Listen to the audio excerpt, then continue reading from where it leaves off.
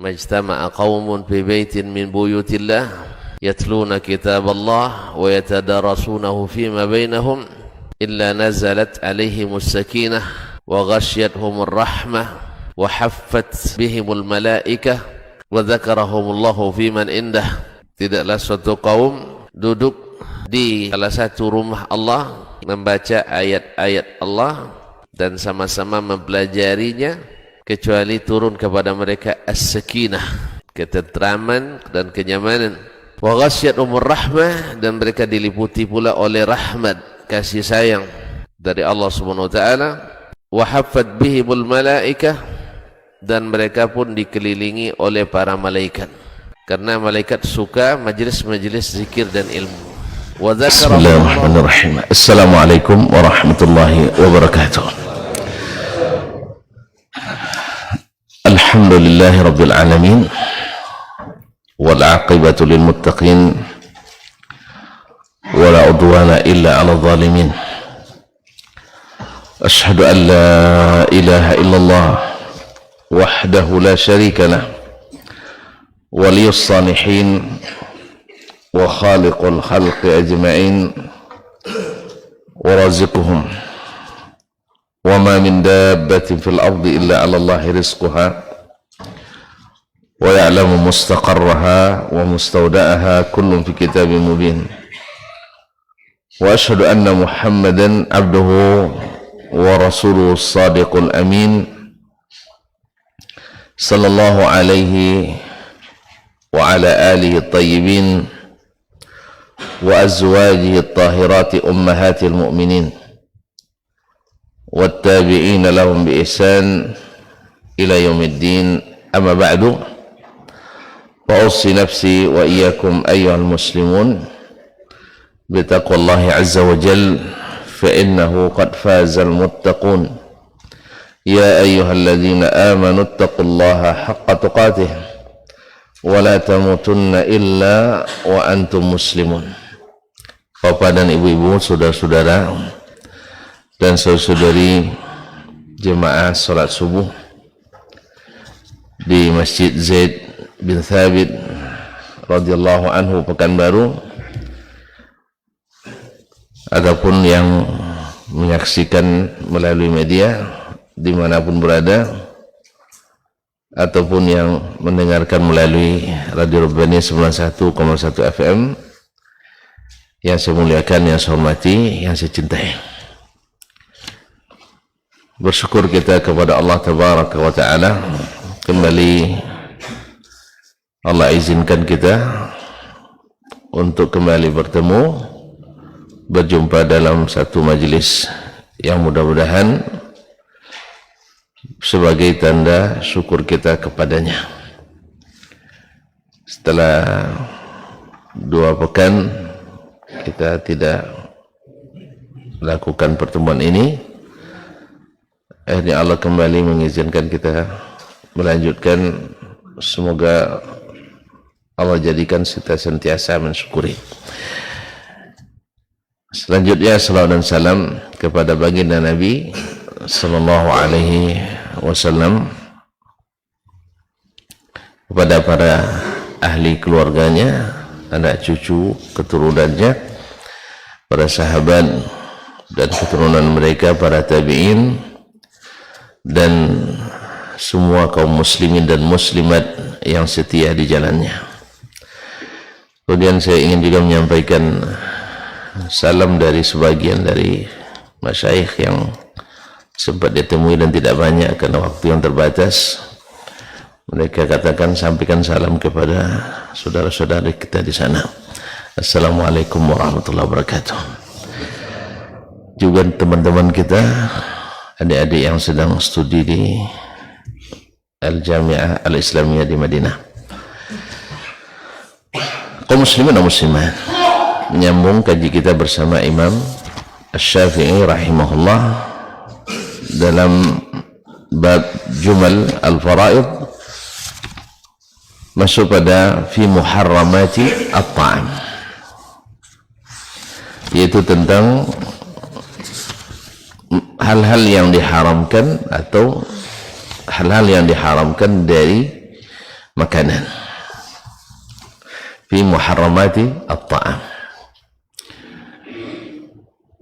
Wa qala Allahu li nabiyhi, Allah subhanahu wa ta'ala berfirman kepada nabinya sallallahu alaihi wasallam,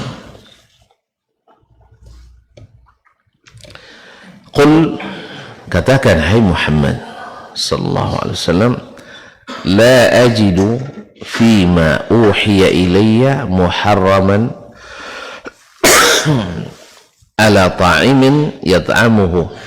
Katakan, tidak aku dapatkan dalam wahyu yang diwahyukan kepadaku muharraman ala ta'imin yat'amuhu, diharamkan bagi orang yang makan untuk memakannya. Tidak ada yang diharamkan untuk dimakan pada apa yang diwahyukan kepadaku illa ayyakuna maitah, kecuali bangkai, au daman masfuhan, atau darah yang ditumpahkan,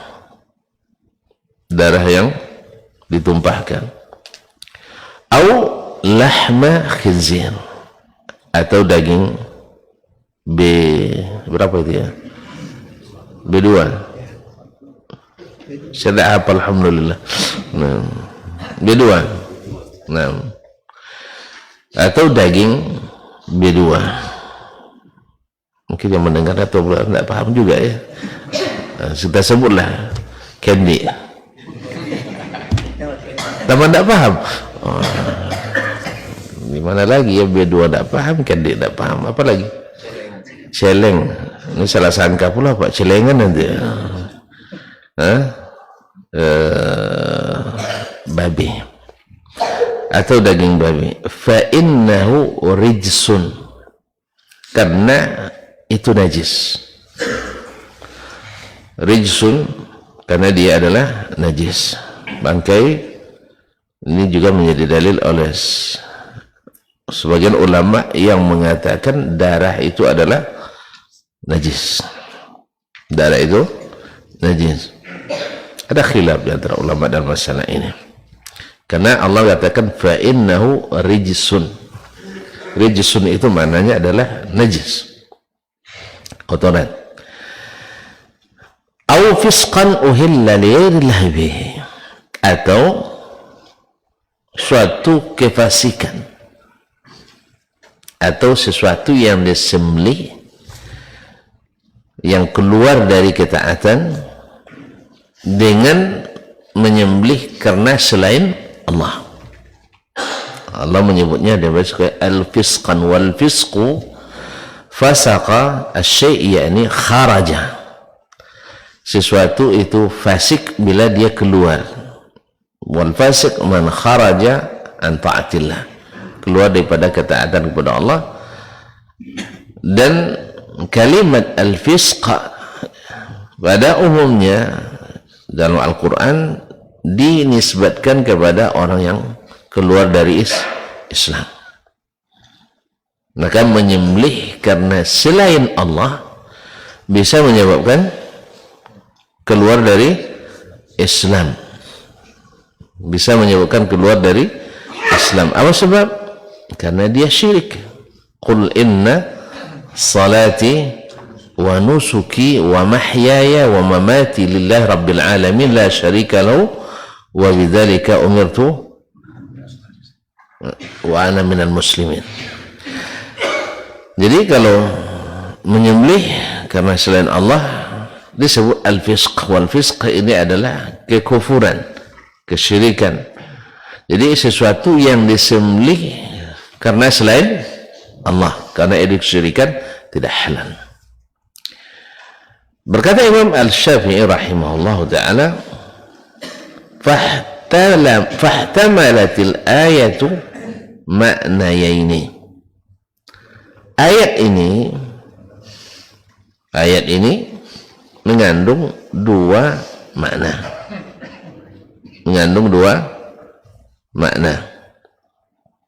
Itu yang terdapat dalam surat Al-An'am ayat 145. Ayat ini mengandung dua makna.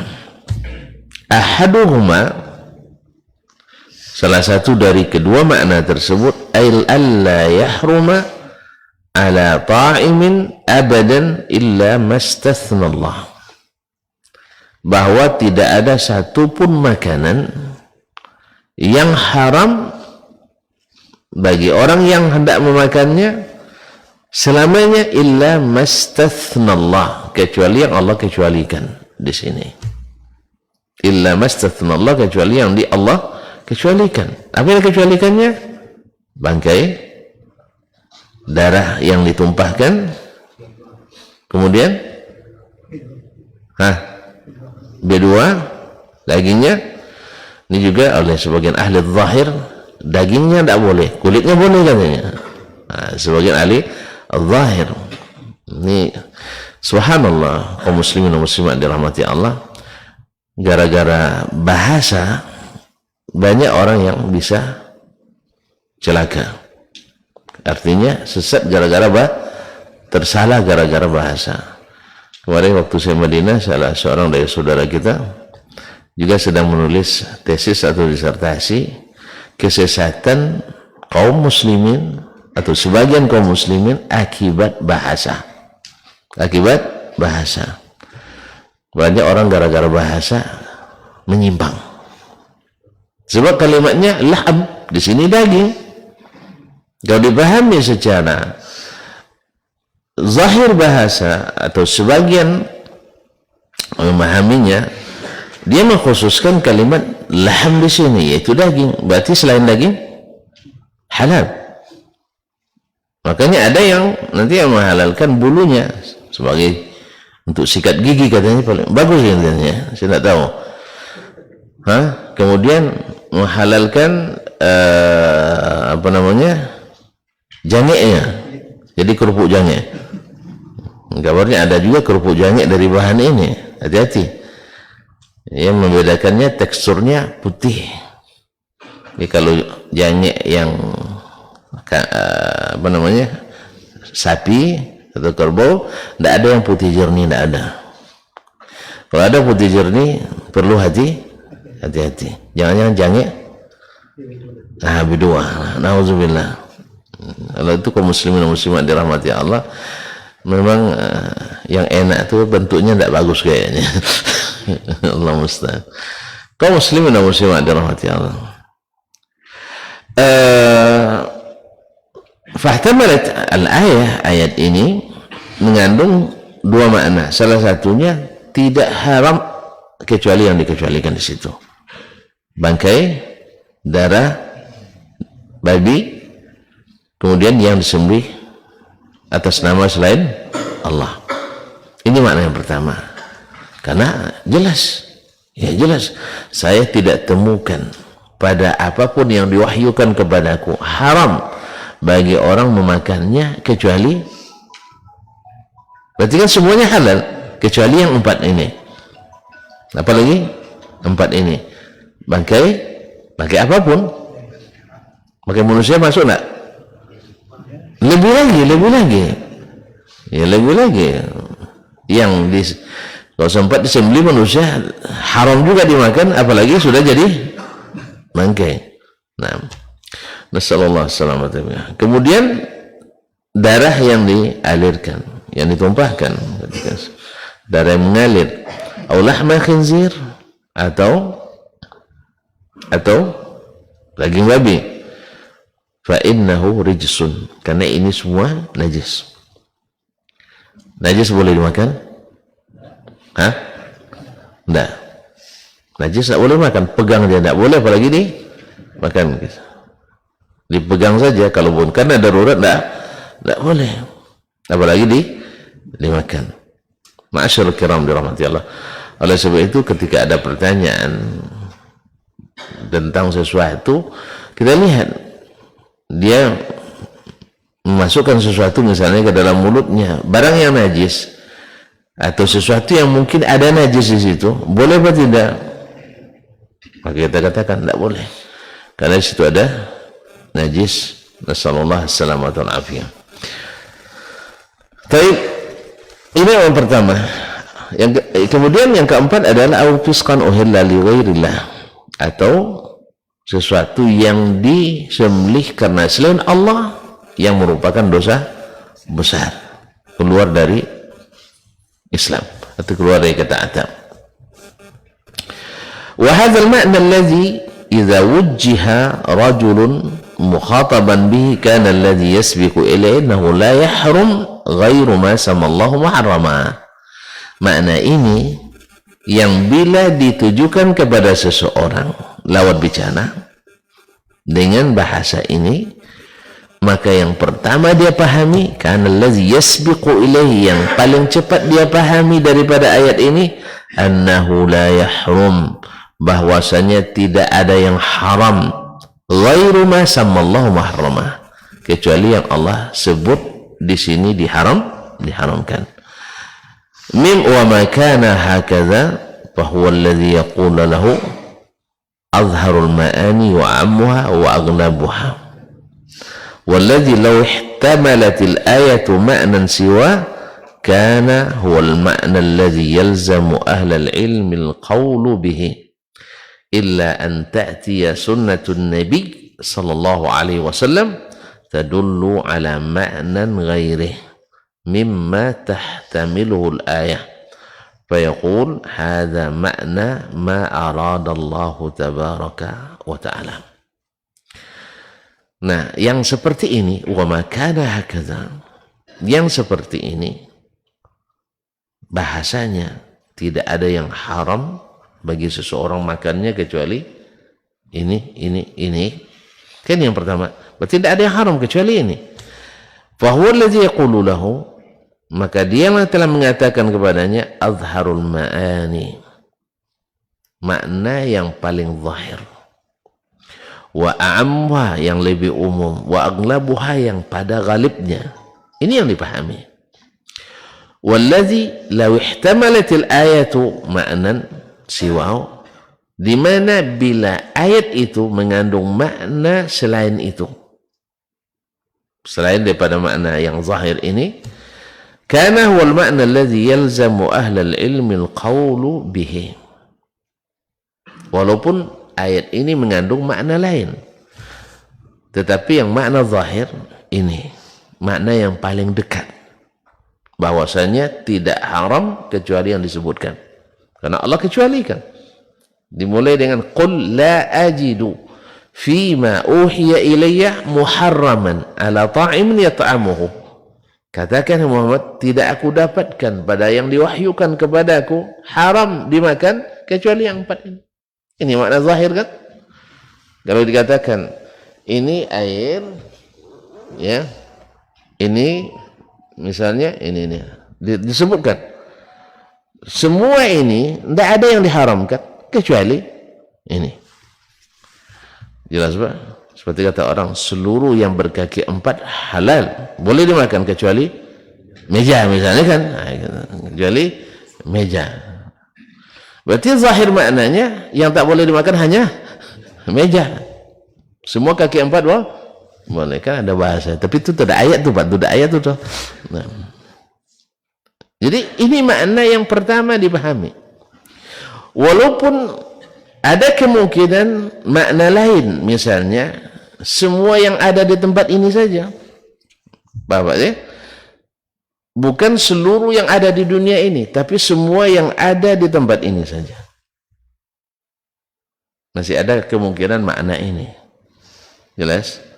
Jadi ketika Allah mengatakan qul la ajidu fima uhiya ilai muharraman ala ta'imi yata'amuhu, katakan tidak aku dapatkan pada apa yang diwahyukan kepadaku haram bagi orang makannya kecuali yang empat ini. Artinya yang ada kalian makan biasanya, yang dimakan orang maksudnya biasanya, tidak ada yang haram kecuali yang empat ini. Sebab masa itu, di masa jahiliyah, orang jahiliyah darah itu sengaja dikumpulkan, dibekukan, lalu mereka makan. Kemudian mereka ketemu kijang mati atau burung mati, asal masih belum lama, belum jadi ini, mereka makan. Jelas ya? darah dikumpulkannya. Kemudian kita tahu sendiri orang-orang yang jahiliyah juga makan iya, betul kan? Baik pra-Islam maupun pasca Islam masih tetap ada orang yang makan yang ini. Jelas? Nah, masih banyak orang yang menyembelih atas nama selain Allah dan apa lagi? Dimakan. Kecil kita makan tadi mah. Masih banyak orang menyembelih sesuatu atas nama selain Allah dan dimakannya. Masih ada. Makanya ada dibedakan khususnya di negara-negara Eropa. Biasanya ini halal, ini haram. Nah, bukan tidak disebut haramnya, tapi yang dicari halal gitu ya. Nah, halal pun kadang-kadang bagi yang tidak amanah dipermainkan juga. Yang pertama bismillah, yang kedua tidak ada lagi kadang. Ini ketika pengawasnya ada bismillah, kalau tidak ada Allah musta'an. Ala kulli hal. Jadi yang biasa dimakan orang ini semuanya biasa dimakan orang. Ini makna yang lain yang terkandung dari ayat ini. Saya ulang kembali. Makna yang pertama, dan ini yang paling zahir, semuanya tidak ada yang haram kecuali yang 4. Ini makna yang paling ghalib dipahami. Kita pun sekarang kalau disebutkan seperti itu yang awal kita pahami. Ini makna yang umum. Kata Imam Syafi'i rahimahullah. Artinya, walaupun ayat mengandung makna lain, maka ulama mesti mengambil makna yang paling zahir ini, makna yang paling umum ini. Dan ini secara bahasa ini harus dilakukan, oleh sebab itu dia katakan walladzi law ihtamalatil ayah ma'nan siwa, yang dimana walaupun ayat ini mengandung makna selain makna itu, kana huwal ma'na allazi yalzamu ahlal ilmi al-qawlu bihi. Walaupun ada makna lain, tapi makna yang pertama ini harus dipatwakan oleh para ulama, yang harus diambil oleh para ulama. Jelas? Kalau melihat makna bahasa, melihat makna bahasa, illa an ta'tiya sunnatun nabi, kecuali bila datang sunnah Nabi. Ternyata sunnah Nabi lebih tinggi dari, saya ulang kembali, kalau tadi mengikut makna bahasa, makna yang paling dekat adalah semuanya halal kecuali yang 4 ini. Ini makna bahasa. Walaupun masih ada kemungkinan makna lain, bisa saja dimaknai dengan yang diwahyukan kepadanya sampai saat itu, setelah itu ada wahyu lain lagi. Ini salah satu makna. Atau dengan makna sesuatu yang biasa dimakan saat itu, bukan seluruh yang ada di bumi ini dan segala zaman, tidak. Tetapi kata Imam Syafi'i rahimahullah, andainya tidak ada sunnah Nabi yang lain yang mendukung makna selain makna yang zahir ini harus dipatwakan oleh para ulama. Oleh sebab itu, kalau ada yang bertanya, buaya halal enggak? Lihat ayat, masuk buaya enggak? Dikecualikan? Enggak, berarti halal. Jelas? Ular halal atau tidak? Masuk dia bangkai? Tidak. Masuk dia babi? Juga tidak. Masuk dia darah yang ditumpahkan? Juga tidak. Masuk dia yang disembelih karena selain Allah? Tidak ada yang nyembelih ular pun, tidak ada yang nyembelih kita. Nah, berarti halal. Ya, ini makna umumnya, ya kan? Berarti halal. Apa lagi?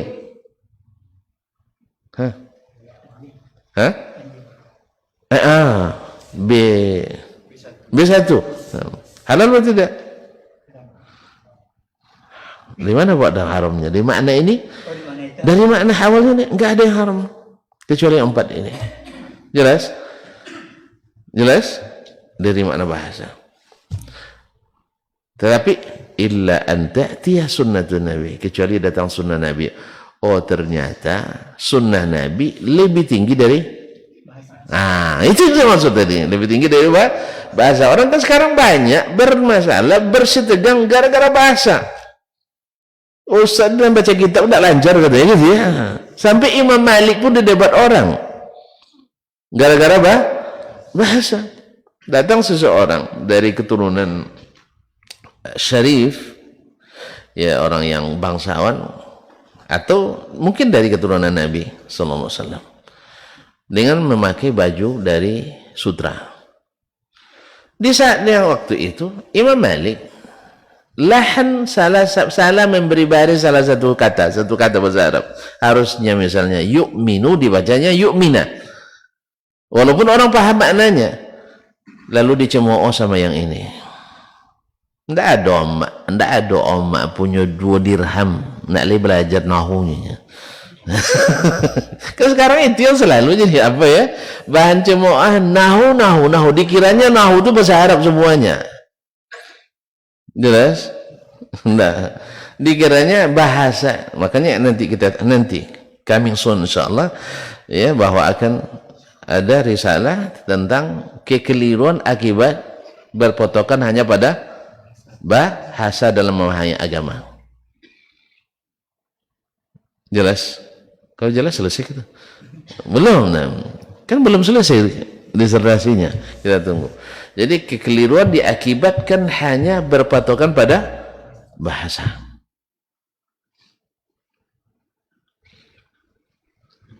Jelas? Nah, kalau salah memahami bahasa kita dengan dalil, ini masalahnya. Jadi kata Imam Syafi'i, kecuali datang sunnah, berarti sunnah lebih tinggi dari bahasa.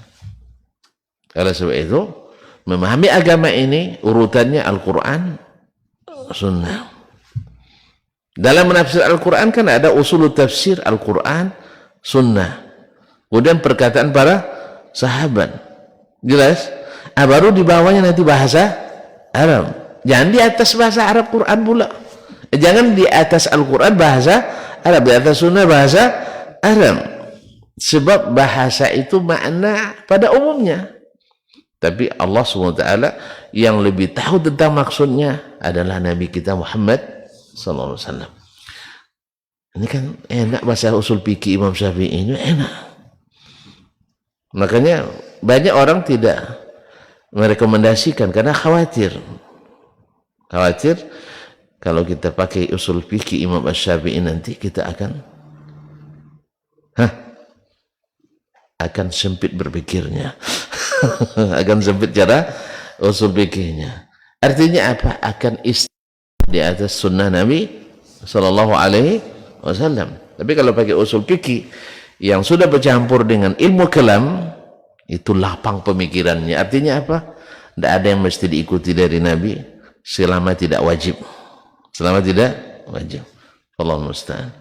Jadi kaum muslimin dan muslimat, Imam Syafi'i selalu menggiring kita untuk mengikuti sunnah. Kenapa tidak? Dia nasirul sunnah, yang membantu, menegakkan, menolong sunnah Nabi SAW dari dipermainkan oleh al-mutakallimin, ahli kalam. So, ahli kalam dulu di saat itu juga mencemooh ahli hadis. Apa sebab? Ahli hadis itu tidak pandai berpikir dong, tidak menggunakan logika. Memang sebagian ada, sebagian tidak pandai memainkan, bukan tidak berakal, tapi ya sama lah. Ada orang yang akalnya lebih bekerja, ada yang sedikit buntu dalam bekerja. Maka Imam Ahmad rahimahullah ketika beliau rihlah bersama Imam Yahya bin Ma'in ke Mekah, setelah mereka mendapatkan hadis-hadis di Yaman dari Imam Abdul Razak As-San'ani rahimahumullah jami'an, tujuannya adalah ngambil hadis dari Sufyan bin Uyainah. Sufyan bin Uyainah ini gurunya Imam Syafi'i pula, dan gurunya Imam Ahmad juga. Karena dibanding Asy-Syafi'i, Sufyan bin Uyainah lebih tinggi sanadnya, lebih senior di hadis. Tapi ketika sampai di Mekah, Imam Ahmad meninggalkan majelis Sufyan dan ikut di majelis Imam Syafi'i. Kenapa? Hah? Tanya kepada Imam Syafi'i, jangan tanya saya. Dibilang oleh Yahya bin Ma'in yang merupakan imamnya ulama hadis dalam jarh wa ta'dil secara khusus, kalau disebut jarh wa ta'dil dalam ilmu hadis, Yahya bin Ma'in sebagai ikon utamanya. Ikon utamanya. Lalu katanya, ya Abu Abdullah, wahai Abu Abdullah Imam Ahmad, dikatakan, kita datang ke sini untuk hadis Sufyan. Kenapa sama Syafi'i kamu duduk? Padahal dibanding Asy-Syafi'i, Sufyan bin Uyainah lebih senior, lebih banyak hadisnya dibanding Imam Asy-Syafi'i rahimahullah. Apa kata Imam Ahmad? Innal haditha idza fatana bi ulu nastadriku binuzul. Hadis tidak dapat dengan sanad yang tinggi, bisa dengan sanad yang rendah. Sanad tinggi sedikit perantara antara Nabi dengan perawi. Sanad yang rendah tambah panjang sedikit. Artinya kalau saya tak dapat hadis langsung dari Sufyan bin Uyainah, saya bisa riwayatkan dari Syafi'i, dari Sufyan bin Uyainah. Tapi idza fatani aqlu hadzal fata, kalau kecerdasan dan analisa, tajam analisa pemuda ini, maksudnya Imam Syafi'i, kalau tak saya dapatkan, tidak saya temukan pada yang lain. Maka disinilah kelebihan Imam Syafi'i rahimahullah, karena beliau analisanya lebih tajam dibanding yang lain, sehingga disebutlah dia juga oleh ahli kalam sebagai ahli kalam. Yang sekarang aja, dulu tidak ada, sekarang aja. Imam Syafi'i itu ahli kalam juga katanya. Harus dibedakan ahli kalam dengan orang yang mengerti ilmu kalam. Saya mengerti ilmu kalam, cuman saya bukan ahli kalam. Banyak, harus dibedakan antara ahli hadis dengan yang pakar hadis. Ahli hadis maknanya adalah mengikuti hadis, yang mengamalkan hadis, berkeyakinan berdasarkan hadis, beribadah berdasarkan hadis, bermuamalah berdasarkan hadis. Dengan orang yang ahli hadis, bisa dia mengetahui hadis sahih, hadis dhaif, tapi hadis dhaif diamalkannya juga. Kadang hadis palsu dijadikan juga alasan. Pas hadis sahih ditinggalkannya.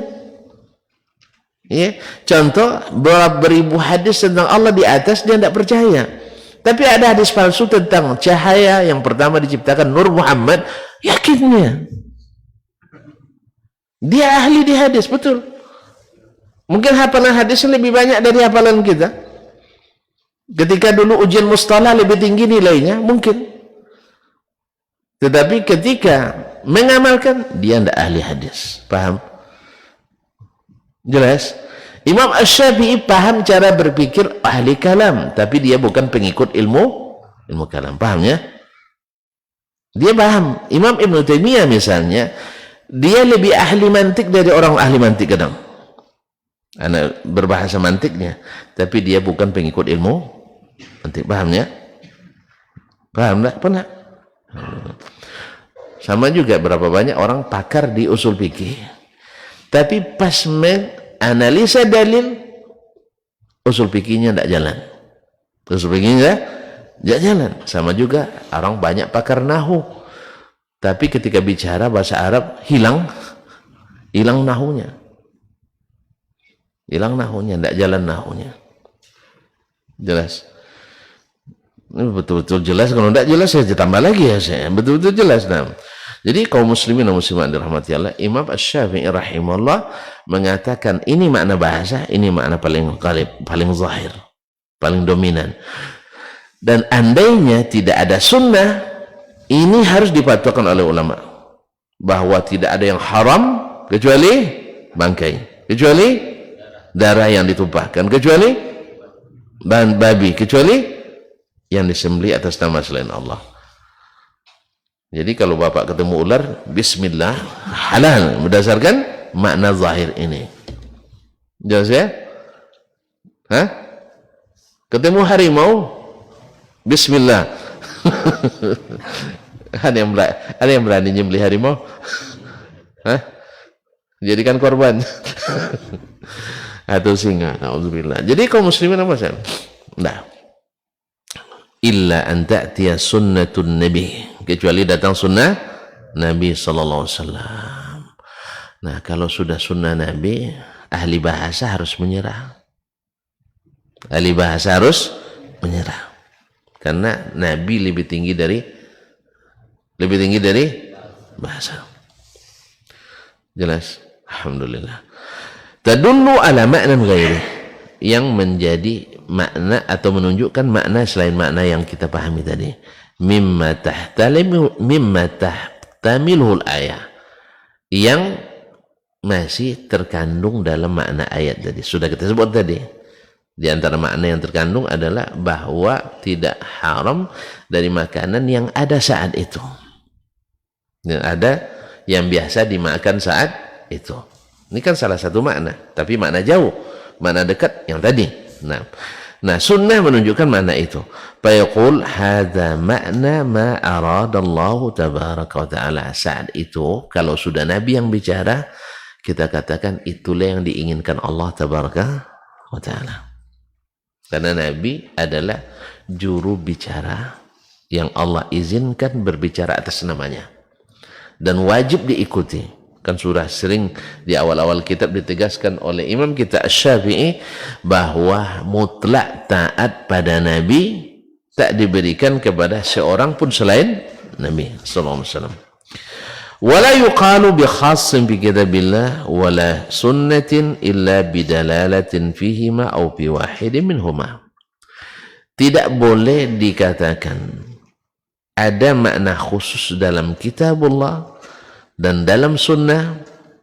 Ini lihat ikhwani fillah, tidak ada boleh dikatakan ada makna khusus di kitabillah, dalam kitabullah, wala sunnah, dan tidak pula pada sunnah Nabi SAW, illa bidilalatin bihima, kecuali ada dalil dalam keduanya. Ya, ada tunjukkan dalil dalam kedua, au fi wahidin minhuma, atau pada salah satu dari keduanya. Adapun hanya menggunakan makna bahasa, seperti orang menafsirkan perkataan Nabi, fa inna kulla bid'atin dhalalah, tidak semua bid'ah dhalalah, ini bahasa yang digunakan.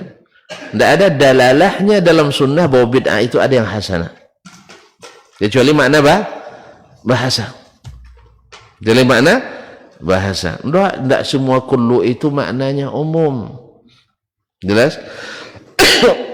Lalu dicarikan dalih-dalih untuk menghasankan bid'ah yang dilakukan.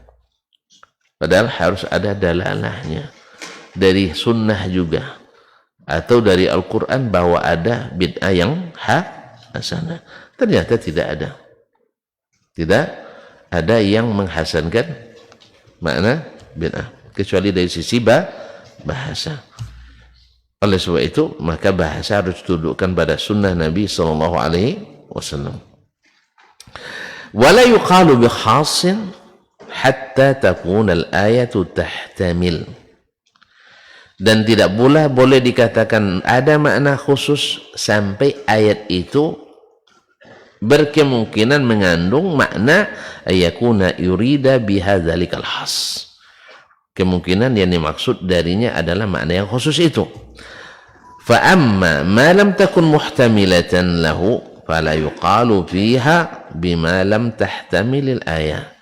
Adapun kalau tidak ada kemungkinan yang terkandung dalam ayat makna itu, tidak boleh kita katakan itu makna khusus yang dikehendaki oleh Allah Subhanahu wa taala.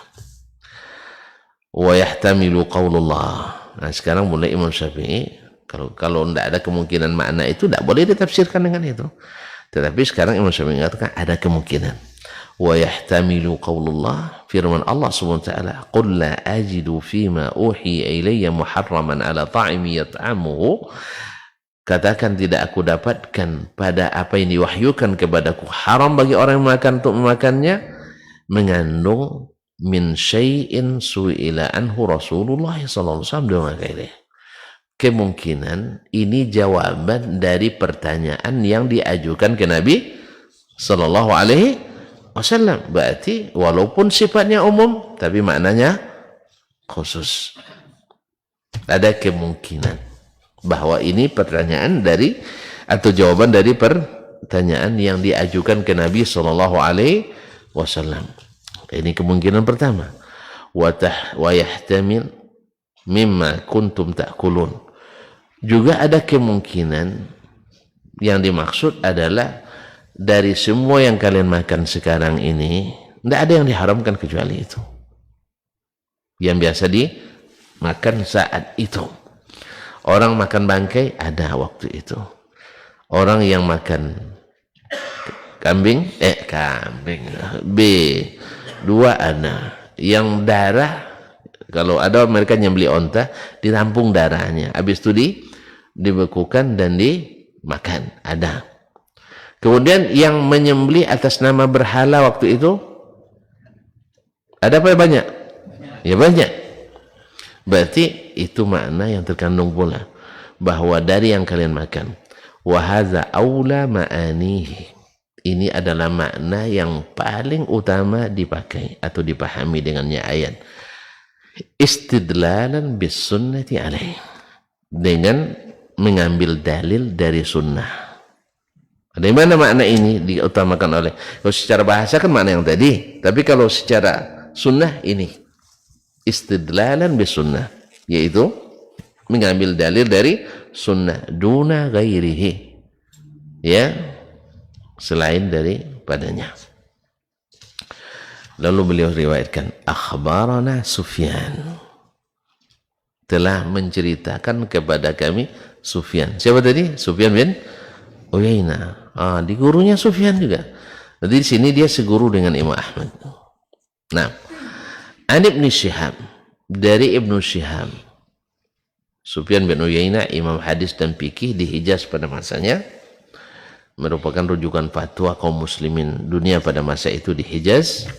An Ibn Shihab, dari Ibnu Shihab, Abu Bakar Muhammad ibn Muslim bin Ubaidillah bin Abdullah ibn Shihab Az-Zuhri, orang yang pertama mengumpulkan hadis secara besar-besaran atas perintah Amir Mukminin Umar bin Abdul Aziz rahimahumullah.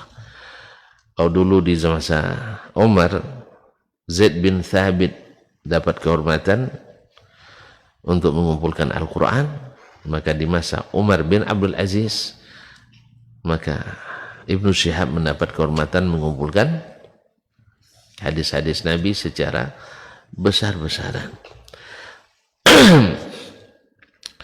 Gimana tidak, beliau merupakan salah satu dari 6 tabi'in yang menjadi poros perputaran sanad hadis.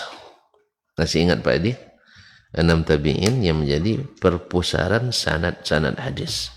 Yang pertama Ibnu Shihab Az-Zuhri di Madinah.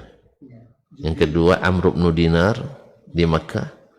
Yahya ibn Abi Kathir dan Qatada ibn Da'am As-Saddusi di Basra. Dan Al-A'mash Sulaiman ibn Mahran Al-Kahili dengan Abu Ishaq As-Sabi'i, Abdullah bin Amr bin Abdullah As-Sabi'i Al-Kufi di Kufah. 6 ya? Masih hafal? Atau masih lupa? Masih dicatat, alhamdulillah. Kaum muslimin dan muslimat dirahmati Allah. An Abi Idris Al-Khawlani, dari Abu Idris Al-Khawlani, ini seorang mukhadram tabi'in, hampir bertemu Nabi tapi tidak ketemu. Nah, An Abi Tha'labah, dari Abu Tha'labah, sahabat Nabi sallallahu alaihi wasallam radhiyallahu ta'ala anhu, anna Nabiyya sallallahu alaihi wasallam, bahwa Nabi sallallahu alaihi wasallam, ini Abu Tha'labah Al-Khushani, anna Nabiyya sallallahu alaihi wasallam naha an kulli dhinabin minas sibah, bahwa Nabi sallallahu alaihi wasallam melarang memakan semua yang bertaring dari binatang buas. Berarti ada juga yang dikecualikan selain daripada yang dikecualikan dalam ayat. Dikecualikan semua yang bertaring. Ular bertaring, Pak? Tak pernah nengok ular, apa? Ular bertaring. Hah? Di samping bertaring beracun pula. Iya, sambil bertaring beracun. Nah. Kita tengok ular dulu. Nah, tengok. Buaya bertaring, giginya jarang, Pak. Nah. Hah? Subhanallah. Tapi Allah ciptakan pula ada burung khusus tukang bersihkan gigi buaya. Dan ular itu apa namanya? Burung ya. Burung itu aman itu. Tidak akan pernah dimakan oleh buaya itu. Subhanallah. Sama juga ikan paus ada juga burung ikan khusus yang membersihkan sela-sela gigi. Kalau tidak sakit gigi dia. Subhanallah. Jadi memang yani walillahi fi ibadihi su'un. Sama ikan, masih ingat burung gagak Pak? Bila baru menetas, karena anaknya belum berbulu. Jadi belum hitam. Jadi dia tidak suka kecuali anak yang hitam. Akhirnya dia jaga jarak dulu. Ini anak saya apa bukan?